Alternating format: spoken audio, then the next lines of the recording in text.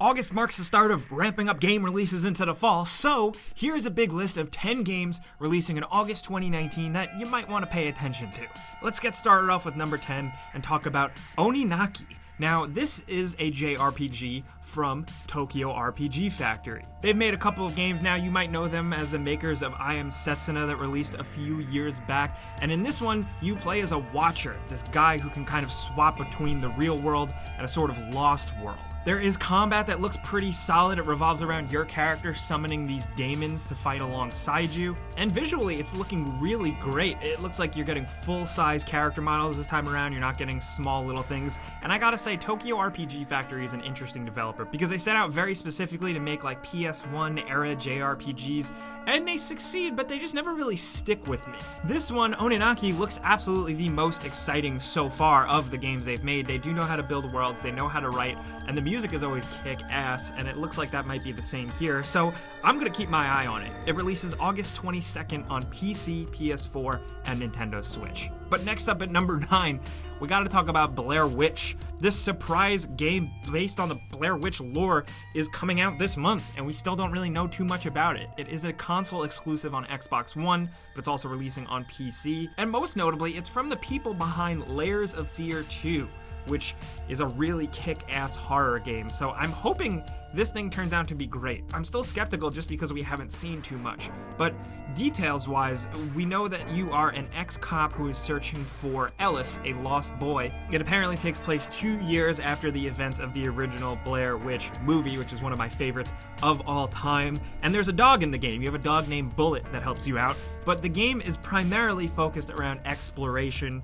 story, and horror. It doesn't seem like there's going to be like a huge combat focus or anything. It doesn't seem completely like a first-person shooter, but we don't know yet. It has been described by the developers as first-person psychological horror that actually studies your reactions to danger and stress. You're going through a dark forest, you're searching through old abandoned shacks and stuff, and the game is aiming to just be generally unsettling, which I really like, especially considering the first Blair Witch movie really did a good job of scaring you with what you don't actually see. It's your imagination that freaks you out the most. I really hope that the game can keep up with that methodology, but you know, we'll find out when it releases on August 30th. I really am hoping this one is good, like a surprise kick-ass game, but we'll see.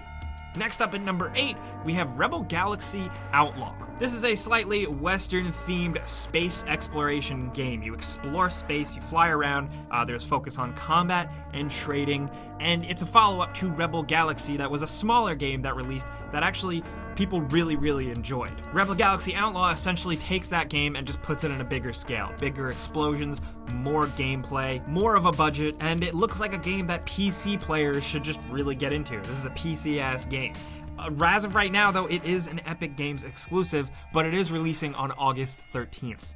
Next, over at number 7, speaking of games that are PC as hell, we have Age of Wonders Planetfall. This is a 4X turn-based strategy game, 4X games of which we don't get too often anymore, but this is actually the 5th installment of the Age of Wonders, and this one is embracing a new, completely sci-fi setting, and honestly, it looks pretty badass. There's going to be lots of factions, there's also going to be turn-based combat to keep you busy, and I think this is something worth keeping an eye on if you're a fan of Paradox Interactive or if you're a fan of 4X games. The idea here is to build a big galactic empire, pillaging resources, conquering, doing whatever you want, but you have the freedom to approach it however you want if you want to create like an idyllic, peaceful paradise or build an actual sort of dark conquering empire. This will have apparently a deep single-player campaign with random map generation as well for endless replay, and there's going to be online multiplayer, which I know a lot of people are into with these types of 4X games. The big release, of course, is going to be PC, obviously, but this is also dropping on PS4 and Xbox One, which should be interesting for exposing console players to a completely new genre. But it's releasing August 6th, so you could check it out then. Next at number 6, we have Ancestors, the Humankind Odyssey.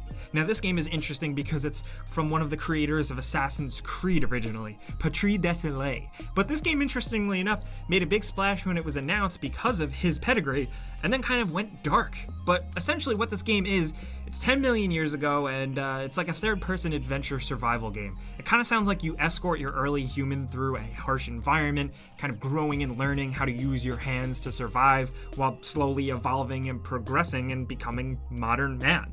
It sounds really, really ambitious, and I'm curious to see how this goes. I think it stands to be possibly very, very interesting just because it's unlike other things we've played. This is more of a survival game, but not Ark or Rust. It's like real, actual survival and evolving. I hope it's smarter than your average survival game because of the people behind it. Also, the fact that Private Division is publishing it. Those are the guys behind the upcoming Outer Worlds. It seems like they picked some good stuff, so I'm hoping this is a good one. I'm hoping it's unique this month. We'll know for sure when it releases on PC August 27th, and then it's coming to consoles as well in December.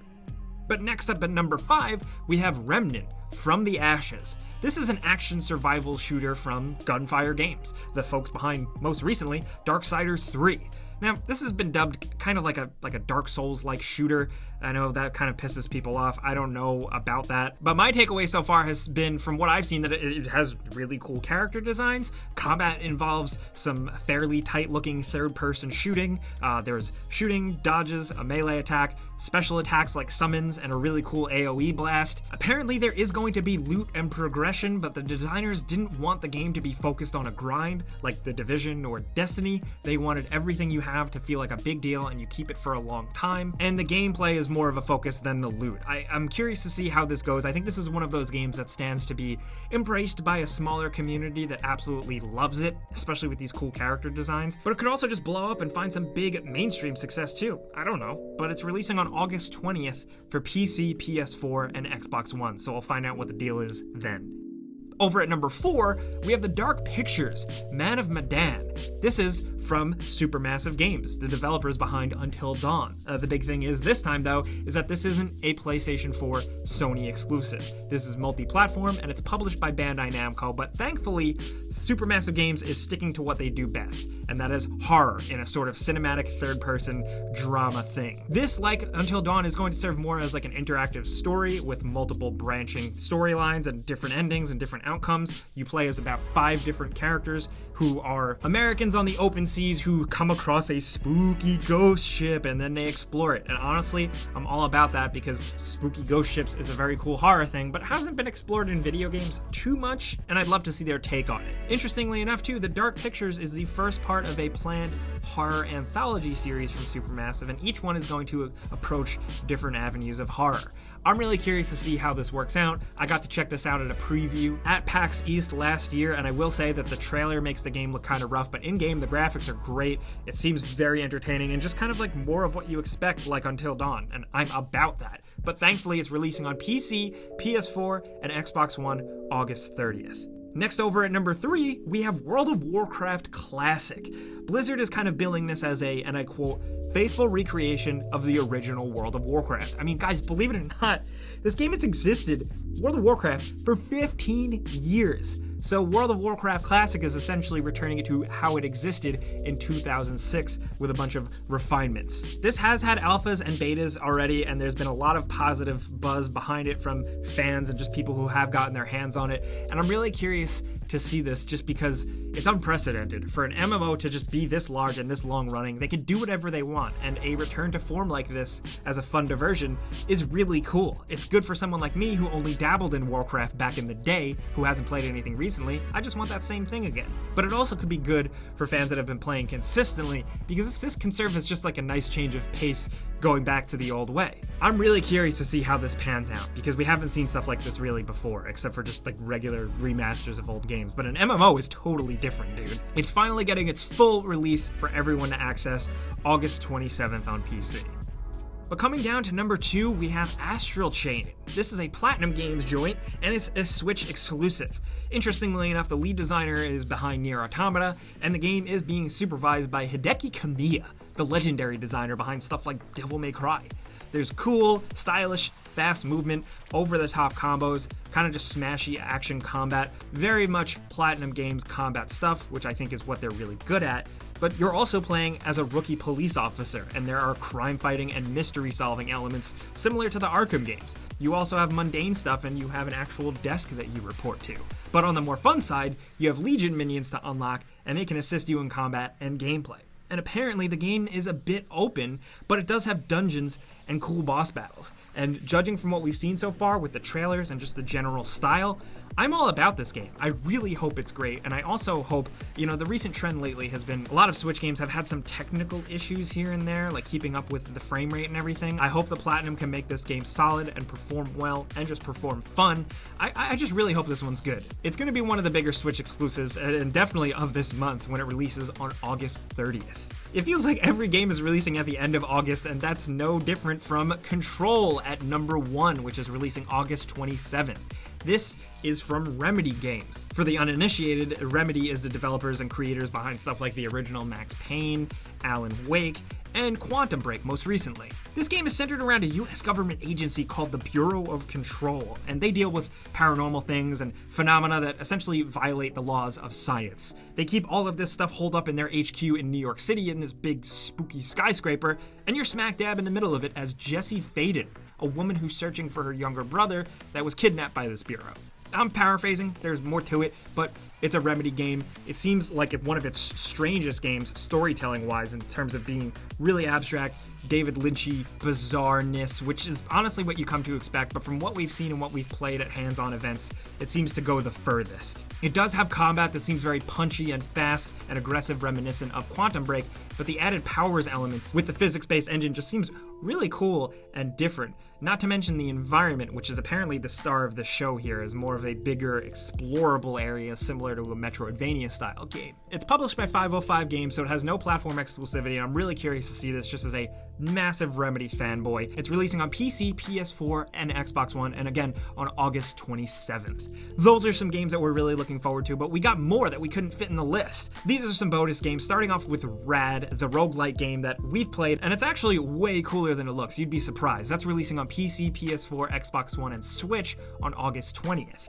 But then if you're a sports and American football fan, we have Medan NFL 20 releasing on PC, PS4, and Xbox One on August 2nd, as well as Life is Strange 2 Episode 4. This series is finally ramping up on PC, PS4, and Xbox One on August 22nd. On the flip side, we have Hunt Showdown finally getting a full, complete release on PC and Xbox One on August 20th. And then, of course, if you're an MMO fan, Black Desert is finally getting its PS4 release on August 22nd. But those are the games we think are worth checking out and worth looking into releasing in August of 2019. Most importantly, though, we want to know in the comments what you guys are going to be playing, if any. If you can leave a little top 5 for us, games you think you're going to check out, we would love to know so we can tailor our videos in August around what you guys are interested in. But if you learned about a game or something like that and appreciated this video, clicking the like button is the best way you can help us out. We would genuinely be grateful for that. And if you're new, it's worth considering subscribing and hitting that notification bell because we put out videos every single day. But as always, thanks for watching. We'll see you guys next time.